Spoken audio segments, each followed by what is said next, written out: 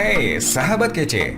Bertempat di Pelatnas PBSI Cipayung, Jakarta Timur, sebanyak 67 atlet Pelatnas menjalani serangkaian tes kesehatan pada hari Kamis 8 April kemarin. Tes kesehatan ini rutin dilakukan PBSI saat pemanggilan pemain di setiap awal tahun.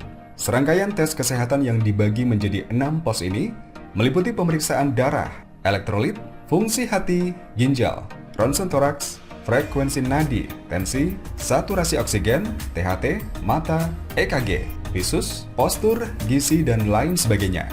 Kepala Dokter PBSI, Michael Trianto, menyatakan tes kesehatan ini adalah bagian dari pengecekan kondisi atlet yang terpilih masuk ke Pelatnas.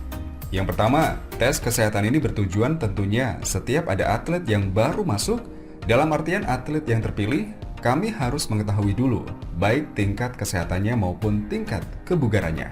Buka Dr. Michael. Ini sebagai syarat para atlet bisa masuk ke Pelatnas. Harus sehat dan memenuhi standar. Baik standar kesehatan dan standar kebugaran sesuai yang diminta pelatih fisik. Karena kalau kondisinya terlalu jauh, maka akan menyulitkan atletnya maupun kami saat nanti dilatih. Ada beberapa contoh atlet yang bisa disebut potensial, lalu masuk ke Pelatnas, tapi ternyata ia sudah habis-habisan di klub. Artinya, sudah pernah cedera, dan ketika di dalam pun akhirnya terus mengalami cedera. Itu yang kami hindari.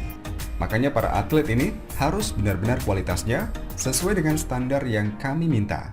Lanjut Michael. Masih menurut Dr. Michael, para atlet yang belum memenuhi standar, bukan berarti PBSI menutup pintu bagi mereka. Di tahun depan, bila usianya masih cukup dan mempersiapkan diri dengan lebih baik, tidak menutup kemungkinan untuk mereka bisa kembali diterima. Selain itu, Dr. Michael juga menegaskan, hasil tes kesehatan ini tidak mutlak menjadi penentuan para atlet terpilih ini untuk berlanjut di Pelatnas atau dipulangkan kembali ke klub. Misalnya atletnya bagus, kesehatan cukup bagus juga kecuali mata, berkacamata, katakan seperti itu. Tentunya, tetap saja kami akan mengatakan ini nilai minus untuk dia. Tapi ini bukan final karena kami akan membicarakan lagi dengan yang lain, kata Michael. Jadi bisa kami perbaiki tidak nilai minus ini? Mau tidak dia ganti kacamatanya dengan kontak lensa? Kalau itu bisa, kan tidak masalah, kata Michael lagi. Contoh lain, atlet ini serba bisa dan sudah pernah menjadi juara, tapi tinggi badan tidak memenuhi persyaratan. Tidak masalah asal kekurangannya ini bisa ditutup dengan kemampuan yang lain. Kelenturan dan kecepatan misalnya, apalagi dia main di ganda, kata dokter spesialis kedokteran olahraga tersebut. Selain tes kesehatan, para atlet Pelatnas juga akan menjalani tes fisik mulai hari Jumat 9 April.